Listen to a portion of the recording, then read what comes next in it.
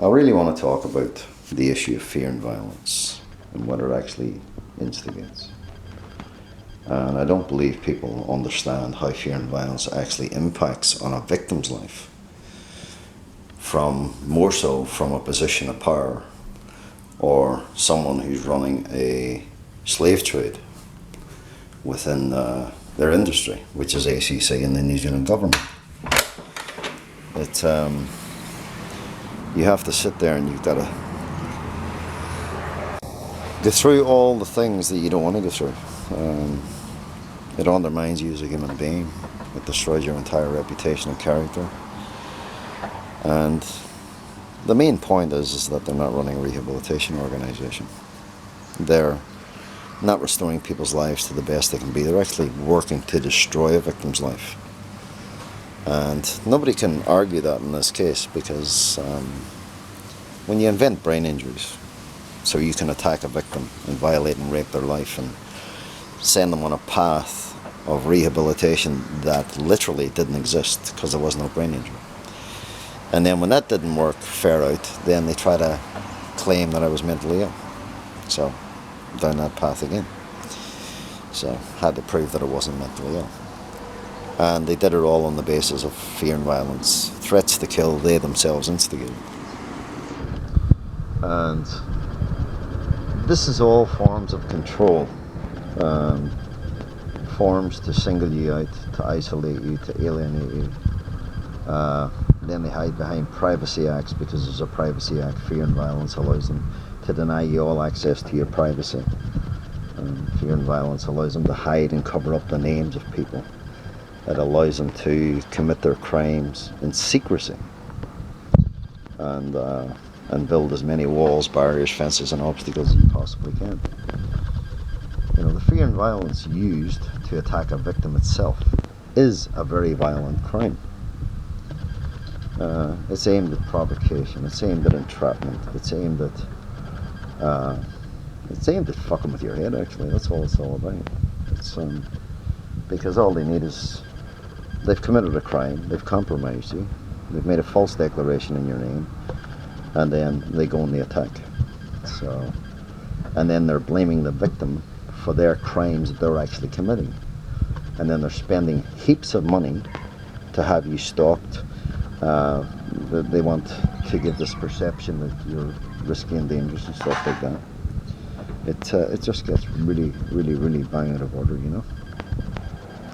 And it just it goes to the core of reality, if you know what I mean. It just goes to the core of, you have so many people ganging up on you from a position of power, people that you would never have in your life if you weren't an injured person. And through the organized criminal racketeering system, which is literally a slave trade, because it restricts you in everything you do, which is ACC. You know, it's like these people will twist everything in your life. You'll agree to something, they'll twist it and come up with something else. It's hard to explain. When you go through those day after day, week after week, month after month, year after year, for 20 years, when you're being attacked and they're trying to set you up for crimes, when they're abusing their trespass notices, when they're abusing their Ministry of Justice powers, when they're abusing their lawyer powers, when they're threatening a victim's life, when they are literally seeking to provoke a situation, but all the while they're buying time. They're taking more time off your life. They're not running rehabilitation. They're not investigating your injuries. They're not addressing your injuries. They're manipulating medical professionals to do what they want. And so all of a sudden you're being offered medications by medical professionals for hearsay by ACC lies and stuff like that. It's a bloody disgrace. It's an absolute nightmare what these people can actually get away with. and then they get to single you out and isolate you, alienate you, and then deny you access to discuss your case, and then only use their own forums for addressing what they want to address when it suits their purpose. So in other words, you're not given any rights. You don't have any rights. We own you. That's their words. You better watch your back, sunshine. That's their words. Jan White says she hopes you don't go and get a gun. That's the Ombudsman's words. So you've got a lot of things going on that no one is dealing with. They're able to accuse you of being the instigator when you're not. Because I've always been a very placid person, civilized. I know how to talk and I know how to listen. And I know how to not to get into a confrontation with them. So they look for confrontations. They're actually confronting you when it suits their purpose to attack you. And that's how fear and violence works.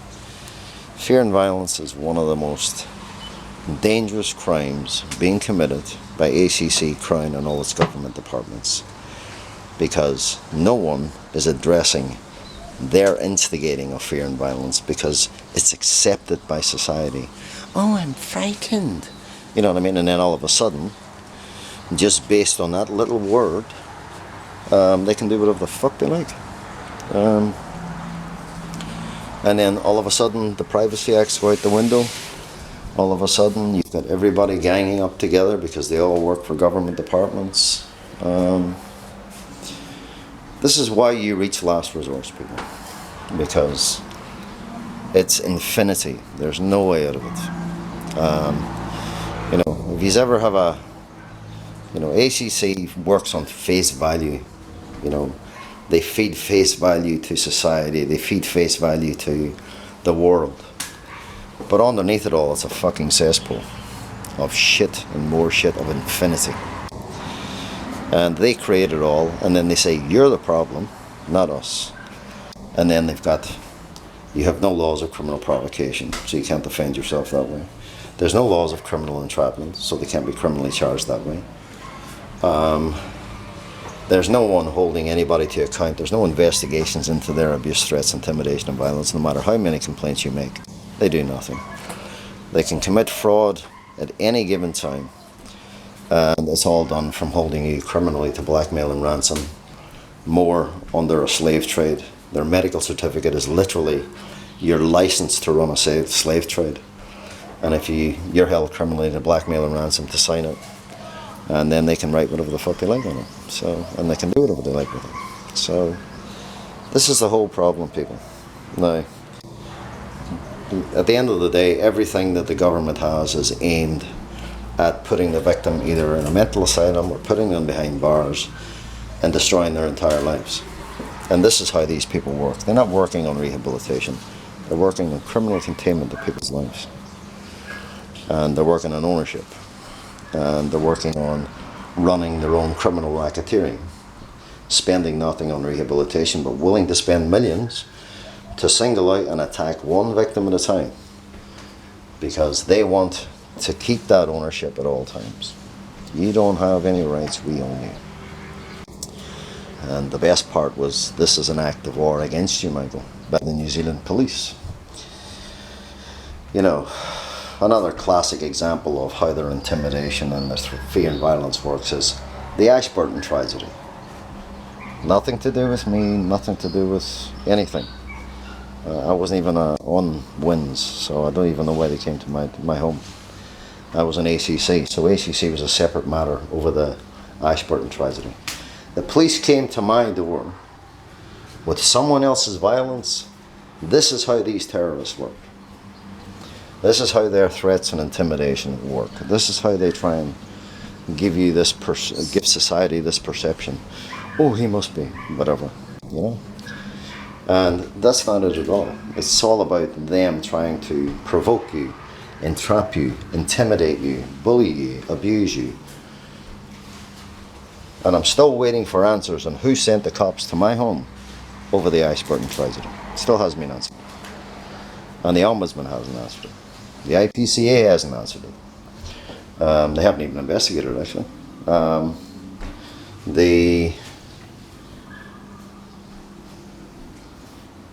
Yeah, the ministers or prime ministers haven't answered it either. So, these are all the things that need to be addressed. This is part and parcel of why we get to last results. Because it is a death sentence. It's a life and a death sentence, actually. It's a life of hell.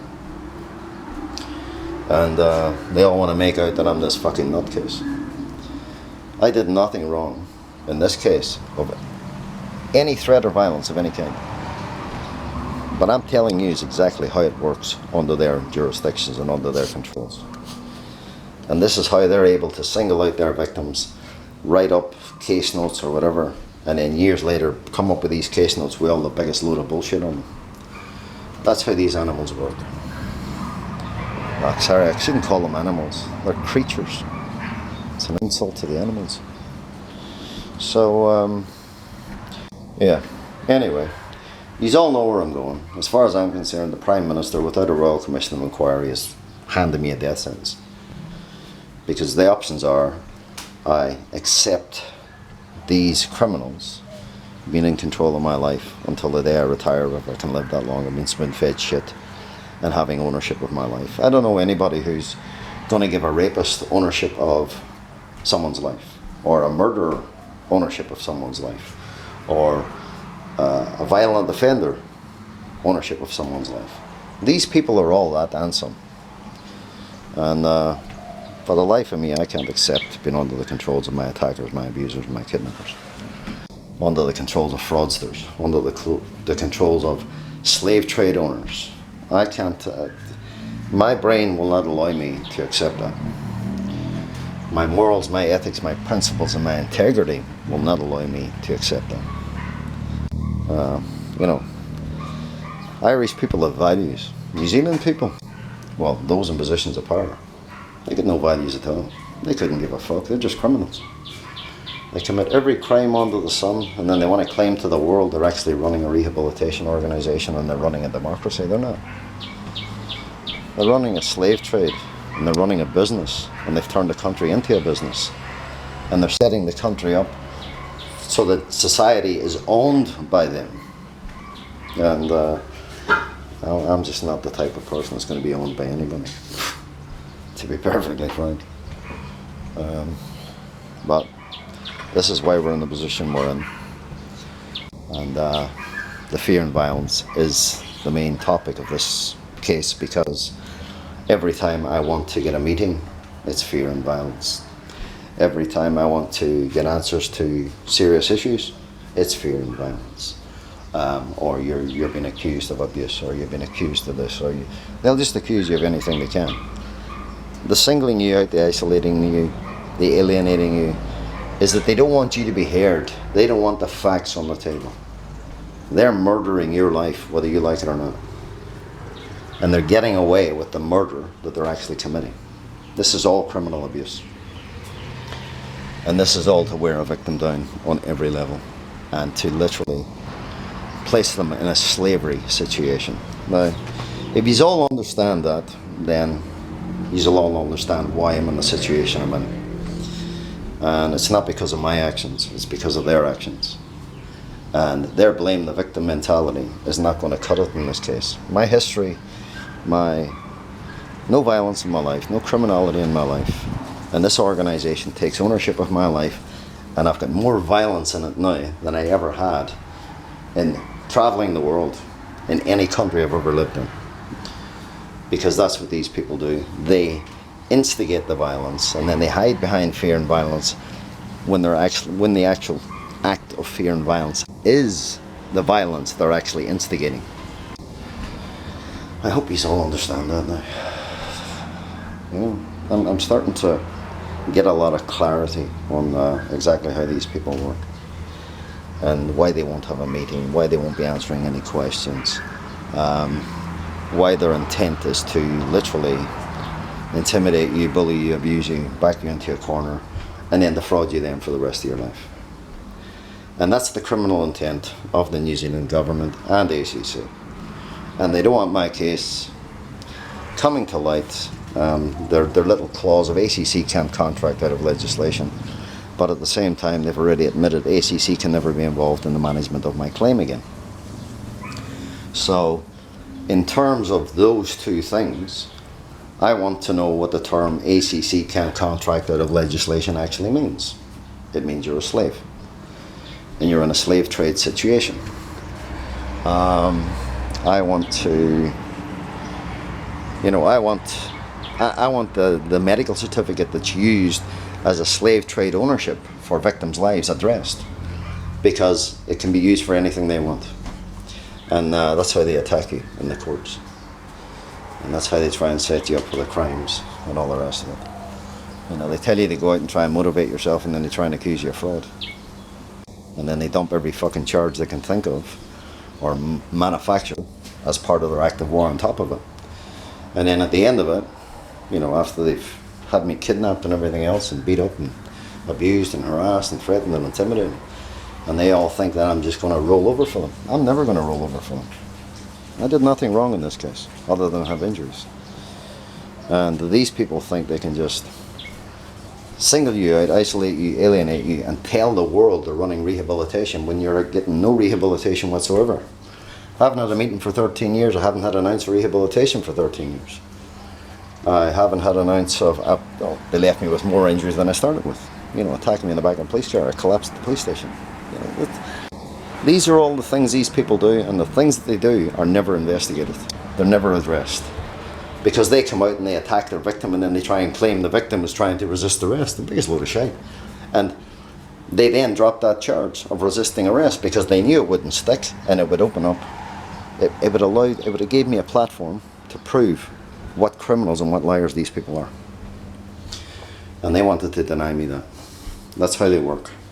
They will not give the victim a platform to work from. They'll take away all platforms at all times, in every way they can. And this is the whole problem with this case.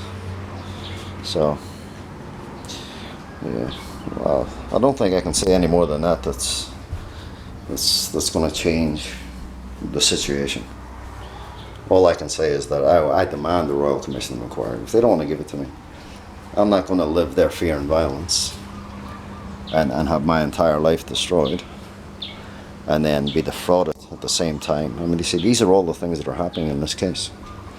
And then they renege on their agreements, which I entered their agreements to allow me to move forward.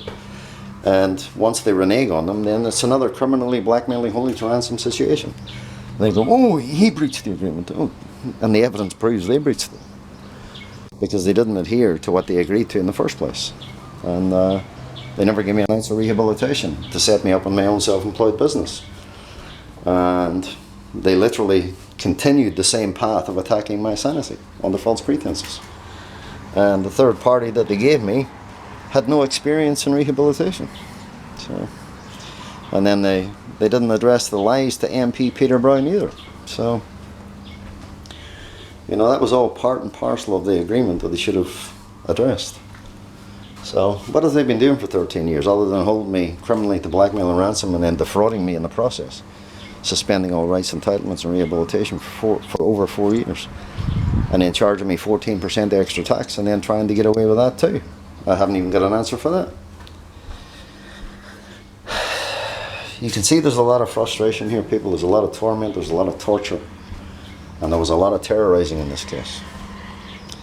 At the minute, the government, the ACC and everybody else is silent.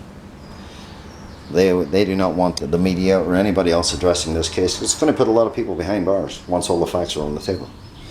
Because all the fear and all the violence came from them. And they're literally going out to destroy people's lives with their fear and their violence that they instigate and they dish out. So they think, that because they stop their violence for a little while, that it makes them less liable for the crimes they're actually committing and the crimes they have committed. So, anyway, enough's enough. We'll see how the Prime Minister wants to handle this, but I'm really at the end of my fucking rope.